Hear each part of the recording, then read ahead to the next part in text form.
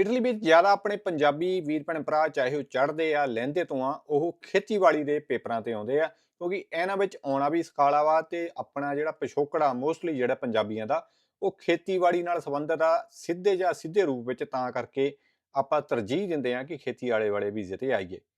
ਪਰ ਇਹ ਗੱਲ ਜਿਹੜੀ ਹੈ ਸੱਚਾਈ ਇਹ ਕੋਈ ਨਹੀਂ ਦੱਸਦਾ ਕਿਉਂਕਿ ਆਪਾਂ ਸੋਚ ਰਹੇ ਹਾਂ ਕਿ ਆਪਾਂ ਜਿਵੇਂ ਖੇਤਾਂ 'ਚ ਕਦੇ ਚਾਹ ਮੰਗਾ ਲਈ ਕਦੇ ਬਹਿ ਗਏ ਆਪਣੀ ਮਰਜ਼ੀ ਨਾਲ ਕੰਮ ਕਰ ਲਿਆ ਪਰ ਇਟਲੀ ਵਿੱਚ ਦੋਸਤੋ ਇਵੇਂ ਕੰਮ ਨਹੀਂ ਹੁੰਦੇ। ਸੋ ਅੱਜ ਤੁਹਾਨੂੰ ਆਪਾਂ ਦੱਸਾਂਗੇ ਕੀ ਜਿਹੜੀ ਅਸਲ ਸੱਚਾਈ ਆ ਕਿੰਨੀ ਕੁ ਤੁਹਾਡੇ ਜਿਹੜੇ ਆ ਹੱਥਾਂ 'ਚ ਜਿਹੜੇ ਪੈਸੇ ਲੱਗਣੇ ਆ ਕਿ ਏਜੰਟ ਜਿਹੜਾ ਤੁਹਾਨੂੰ 3-3 4-4 ਹਜ਼ਾਰ ਯੂਰੋ ਕਹਿ ਰਹੇ ਕਮਾਉਂਗੇ ਕਿ ਵਾਕਈ ਤੁਸੀਂ ਉਹਨਾਂ ਕਮਾ ਸਕਦੇ ਆ। ਸੋ ਇਹ ਗੱਲਾਂ ਬਾਤਾਂ ਅੱਜ ਤੁਹਾਨੂੰ ਆਪਾਂ ਸਾਂਝੀ ਕਰਾਂਗੇ। ਸੋ ਪਹਿਲਾਂ ਮੈਂ ਦੱਸਾਂ ਜਿਹੜੇ ਜ਼ਿਆਦਾਤਰ ਜਿਹੜੇ ਐਗਰੀਕਲਚਰ ਟੂਰਿਜ਼ਮ ਤੇ ਆਪਣੇ 88,000 ਦਾ ਜਿਹੜਾ ਕੋਟਾ ਸੀ ਇਸ ਸਾਲ ਦਾ ਬਹੁਤ ਸਾਰੇ ਵੀਰ ਭੈਣ ਭਰਾਵਾਂ ਨੇ ਇਹ 9 ਮਹੀਨਿਆਂ ਦੇ ਪੇਪਰ ਹੁੰਦੇ ਆ ਸੀਜ਼ਨਲ ਹੁੰਦੇ ਆ ਤੇ ਉਸ ਤੇ ਹੀ ਮਾਲਕ ਜ਼ਿਆਦਾ ਮੰਗਾਉਂਦਾ ਕਿਉਂਕਿ ਖੇਤੀਬਾੜੀ ਦਾ ਤੁਹਾਨੂੰ ਪਤਾ ਸਾਰਾ ਸਾਲ ਜਿਹੜਾ ਕੰਮ ਨਹੀਂ ਚੱਲਦਾ। ਠੰਡ ਵਿੱਚ ਰੁਕ ਜਾਂਦਾ ਜਾਂ ਜਦੋਂ ਸੀਜ਼ਨ ਜਿਹੜਾ ਆਫ ਹੋ ਜਾਂਦਾ ਉਦੋਂ ਫਿਰ ਬੰਦਿਆਂ ਦੀ ਲੋੜ ਨਹੀਂ ਤਾਂ ਮਾਲਕ ਨੇ ਬੰਦੇ ਕੀ ਕਰਨੇ। ਜ਼ਿਆਦਾ ਮੈਨੂੰ ਜਦੋਂ ਅੰਗੂਰਾਂ ਦੇ ਕੰਮ ਨੂੰ ਜਾਈਦਾ ਸੀ ਇਟਲੀ ਵਿੱਚ ਸਭ ਤੋਂ ਜਿਹੜਾ ਔਖਾ ਕੰਮ ਆ ਅੰਗੂਰਾਂ ਦਾ ਤੇ ਉਸ ਤੋਂ ਵੀ ਜ਼ਿਆਦਾ ਔਖਾ ਜਿਹੜਾ ਜਿਹੜਾ ਹਲਵਾਣੇ ਕੱਦੂ ਜਿਹੜੇ ਤੋੜ ਤੋੜ ਕੇ ਟਰਾਲੀ ਸਿੱਟਣੇ ਉਹ ਸਭ ਤੋਂ ਜ਼ਿਆਦਾ ਔਖਾ ਕੰਮ ਆ। ਜਿਹੜੇ ਵੀਰ ਭੈਣ ਭਰਾ ਕਰਦੇ ਉਹਨੂੰ ਪਤਾ ਹੋਣਾ ਲੱਕ ਦੋਹਰਾ ਹੋ ਜਾਂਦਾ ਵਾ ਤੇ ਸਾਰਾ ਦਿਨ ਫਿਰ ਚਲੋ ਚਲੀ ਹੁੰਦੀ ਹੈ।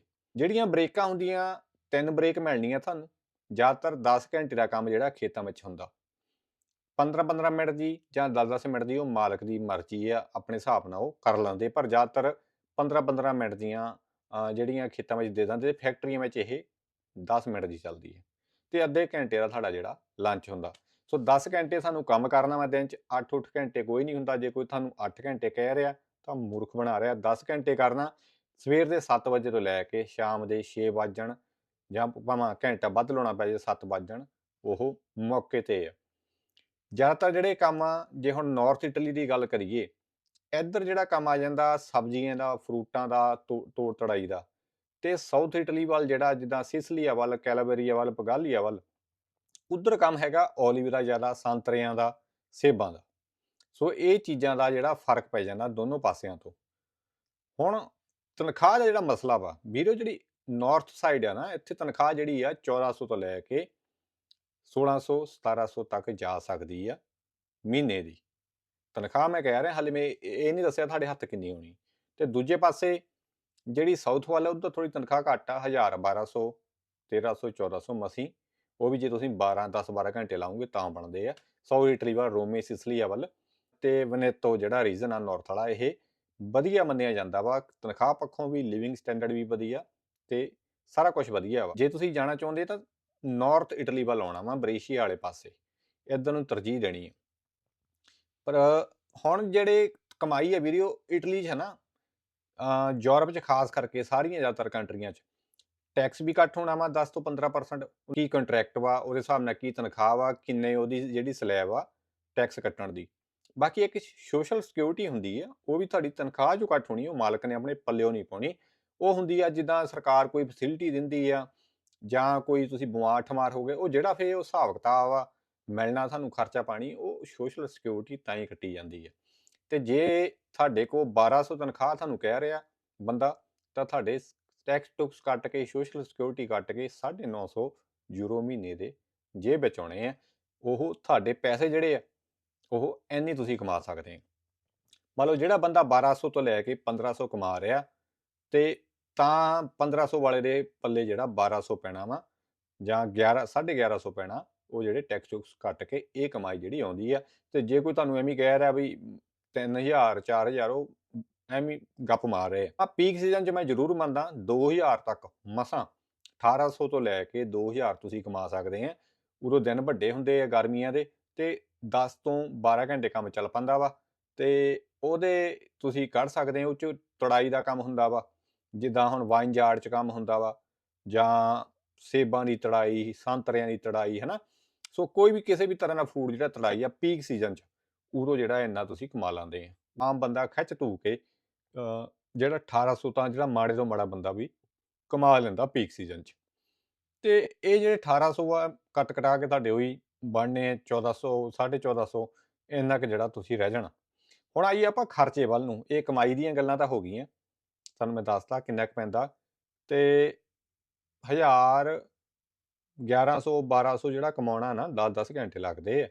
ਇਹ ਮੂੰਹ ਨਾਲ ਮੈਂ ਜਿਵੇਂ ਕਹਿ ਰਿਹਾ ਬਹੁਤ ਸੌਖਾ ਵਾ, ਖੇਤਾਂ 'ਚ ਜਦੋਂ ਆ ਨਾ ਠੰਡ ਵਿੱਚ ਜਦੋਂ ਬਰਫ਼ ਪਈ ਹੁੰਦੀ ਆ ਨਾਰਥ ਵਾਲੇ ਵੱਲ, ਅੰਗੂਰਾਂ ਦਾ ਕੰਮ ਕਰਨਾ ਹੁੰਦਾ, ਛੀਟੀਆਂ ਆਕੜੀਆਂ ਹੁੰਦੀਆਂ ਤੇ ਮਾਲਕ ਕਹਿੰਦਾ ਵੀ ਛੀਟੀ ਬਈ ਟੁੱਟਣੀ ਨਹੀਂ ਚਾਹੀਦੀ, ਇਹਦੀਆਂ ਅੱਖਾਂ ਦਾ ਖਿਆਲ ਰੱਖੋ ਕਿਉਂਕਿ ਅੱਖ ਤੋਂ ਹੀ ਜਿਹੜੀ ਪੁੰਗਰਨੀ ਆ ਹਨਾ, ਛੀਟੀ ਜਿਹੜੀ ਆ ਨਵੀਂ ਜਿਹੜੀ ਨਿਕਲਣੀ ਆ। ਸੇਬਾਂ ਦਾ ਕੰਮ ਉਹ ਹੱਥ ਰਹਿ ਜਾਂਦੇ ਸੁਣ, ਦਸਤਾਨੇ ਗਿੱਲੇ ਹੁੰਦੇ ਆ। ਸੋ ਇਹ ਗੱਲਾਂ ਐਵੇਂ ਨਾ ਸੋਚੋ ਵੀ ਇਟਲੀ ਪਹੁੰਚ ਕੇ ਖਰੇ ਪਤਾ ਨਹੀਂ ਉੱਥੇ ਕਿਹੜੇ ਪੈਸੇ ਲੱਗੇ ਆ ਬਈ ਇਟਲੀ ਤੁਸੀਂ ਆ ਜਾਣਾ ਵਾ ਤੇ ਤੋੜ ਲੈਣੇ। ਸੋ ਇੰਨਾ ਸੌਖਾ ਕੰਮ ਨਹੀਂ ਹੈ, ਮੈਂ ਡਰਾ ਨਹੀਂ ਰਿਹਾ, ਸੱਚਾਈ ਦੱਸ ਰਿਹਾ ਕਿ ਜਿਹੜਾ ਵੀ ਵੀਰ ਭੈਣ ਭਰਾ ਆ ਰਿਹਾ ਤਿਆਰ ਹੋ ਕੇ ਆਓ ਆਪਣਾ। ਬਹੁਤੇ ਤਾਂ ਇਦਾਂ ਦੇ ਵੀ ਹੁੰਦੇ ਆ ਰੋਣ ਲੱਗ ਪੈਂਦੇ ਆ ਵੀ ਫਸ ਗਿਆ ਮੈਂ, ਨਜ਼ਾਰੇ ਲੈਂਦਾ ਸੀ ਉੱਥੇ ਹਨਾ। ਜ਼ਿਆਦਾਤਰ ਇਹੀ ਡਾਇਲੌਗ ਹੁੰਦੇ ਆਪਣੇ ਵੀ ਉੱਥੇ ਨਜ਼ਾਰੇ ਲੈਂਦੇ ਸੀ, ਸ਼ਹਿਰ ਗੇੜੀਆਂ ਮਾਰਦੇ ਸੀ, ਬਾਪੂ ਮੈਨੂੰ ਪੈਰ ਨਹੀਂ ਸੀ ਭੁੰਜੇ ਲੱਗਣ ਦਿੰਦਾ। ਵੀਰੋ ਜੇ ਕਮਾਉਣਾ ਵਾ ਨਾ, ਬਾਹਰ ਨਿਕਲੇ ਆ ਕਮਾਈ ਲਈ ਹੀ ਆਏ ਆ, ਉੱਥੇ ਐਸ਼ ਲਈ ਨਹੀਂ ਆਏ। ਸੋ ਏਦਾਂ ਕੰਮ ਕਰਨੇ ਪੈਂਦੇ ਆ।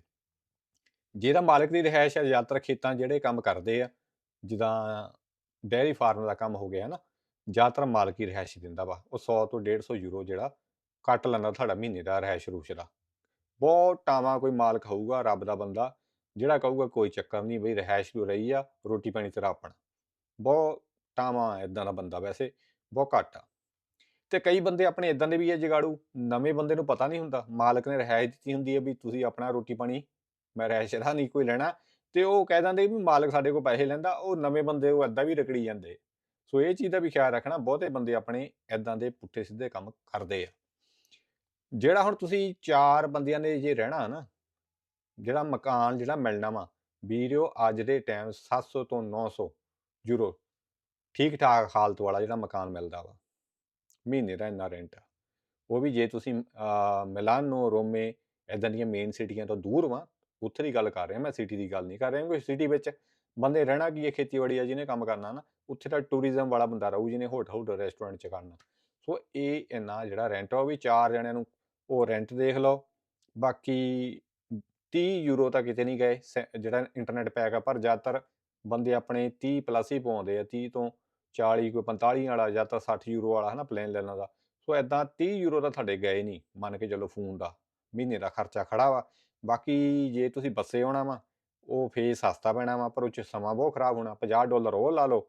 ਤੇ ਜੇ ਤੁਸੀਂ ਇਹਦਾ ਖੇਤਾਂ 'ਚ ਕਿਸੇ ਨਾਲ ਕਾਰ 'ਚ ਜਾਣਾ ਵਾ, ਉਹਨੇ ਰੋਜ਼ ਦੇ 10 ਯੂਰੋ ਕੱਟ ਲਿਆ ਕਰਨੇ ਬੰਦੇ ਨੇ, ਜਾਂ 12 ਯੂਰੋ ਕੋਈ ਕੱਟਦਾ, ਕਈ 15 ਵੀ ਲਈ ਜਾਂਦੇ।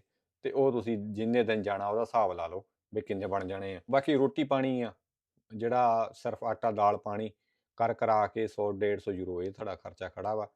ਤੇ ਇਹ ਮੈਂ 4 ਬੰਦਿਆਂ ਦੇ ਹਿਸਾਬ ਨਾਲ ਦੱਸ ਰਿਹਾ ਵਾਂ। ਬਾਕੀ ਉਹ ਜਿਹੜਾ ਆਟਾ ਉਟਾ ਵਾ ਇਹ ਤਾਂ ਮਹੀਨੇ 'ਚ ਇੱਕ ਅੱਧੀ ਵਾਰ ਆਉਂਦਾ ਵਾ, ਦਾਲਾਂ ਸਬਜ਼ੀਆਂ। ਬਾਕੀ ਜਿਹੜਾ ਹਫ਼ਤੇ ਦਾ ਪੈਣਾ ਵਾ, ਮਾੜੀ ਮੋਟੀ ਬ੍ਰੈਡ ਦੁੱਧ ਰੋਟੀ ਆਉਣਾ ਵਾ, ਉਹ 30-40 ਯੂਰੋ ਜਿਹੜੇ ਆ ਡਿਵਾਈਡ ਹੋ ਜਾਂਦੇ ਬੰਦਿਆਂ ਤੇ, ਇੰਨਾ ਕੁ ਖਰਚਾ ਆ ਜਾਂਦਾ। ਜੇ ਤੁਸੀਂ 4 ਜਣੇ ਰਹਿੰਦੇ ਆ ਤਾਂ ਤੁਹਾਡਾ 250 ਤੋਂ ਲੈ ਕੇ 350 ਯੂਰੋ ਕਿਤੇ ਨਹੀਂ ਗਿਆ, ਇਹ ਖਰਚਾ ਹੈਗਾ ਵਾ। ਤੇ ਜੇ 950 'ਚ ਕੱਢ ਦਿਓ ਤੁਸੀਂ, ਆਪ ਹਿਸਾਬ ਲਾ ਲਓ ਹੁਣ ਤੁਹਾਨੂੰ ਕਿੰਨੇ ਕੁ ਬਚੇ। ਸੋ ਇਹ ਗੱਲਾਂ ਬਾਤਾਂ ਜਿਹੜੀਆਂ ਵਾ ਇਹ ਅਸਲ ਜਿਹੜੀ ਆ ਹਕੀਕਤ ਵਾ। ਐਵੇਂ ਕਹਿਣ ਦੀਆਂ ਗੱਲਾਂ ਵੀ ਮੈਂ ਬਈ ਫਲਾਣੇ ਬੰਦਾ 2500 ਯੂਰੋ ਕਮਾ ਰਿਹਾ, 3 ਕਮਾ ਰਿਹਾ, ਐਵੇਂ ਗੱਲਾਂ ਬਾਤਾਂ ਵਾ। ਸੋ ਹਾਂ, ਪੁਰਾਣਾ ਬੰਦਾ ਕੋਈ ਉਹਦਾ ਹੱਥ ਪੱਲਾ ਲੱਗਾ ਵਾ, ਉਹਨੂੰ ਕੋਈ ਤਰੀਕਾ ਵਾ, ਸਿਸਟਮ ਉਹਨੇ ਆਪਣਾ ਚਲਾਇਆ ਹੋਇਆ ਇੱਧਰ ਉੱਧਰੋਂ ਕਰਕੇ, ਤਾਂ ਉਹਨਾਂ ਨੂੰ ਹੁੰਦੇ ਆ ਨੁਕਤੇ ਕਿੱਦਾਂ ਕਮਾਈ ਕੱਢਣੀ ਹੈ।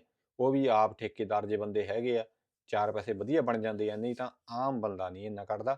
ਸੋ ਇਹ ਜਿਹੜੀ ਅਸਲ ਜਿਹੜੀ ਗੱਲ ਆ ਮੈਂ ਸੋਚਿਆ ਤੁਹਾਨੂੰ ਸਾਂਝੀ ਕਰਾਂ, ਕਿਉਂਕਿ ਬਹੁਤੇ ਵੀਰ ਭੈਣ ਭਰਾਵਾਂ ਨੂੰ ਇਹ ਪਤਾ ਨਹੀਂ ਆ ਤੇ ਏਜੰਟ ਜਿਹੜੇ ਆ ਸੁਪਨੇ ਵੱਡੇ ਦਿਖਾ ਦਿੰਦੇ। ਸੋ ਇਸ ਜਾਣਕਾਰੀ ਨੂੰ ਦੱਸੋ ਕਿਵੇਂ ਲੱਗੀ, ਦੱਬ ਕੇ ਸ਼ੇਅਰ ਕਰ ਦਿਓ ਤਾਂ ਕਿ ਲੋੜਵੰਦਾਂ ਤੱਕ ਪਹੁੰਚ ਸਕੇ ਵੀ ਅਸਲ 'ਚ ਇਟਲੀ ਕਿੰਨੀ ਕਮਾਈ ਹੈ ਤੇ ਕੀ ਖਰਚੇ ਆ।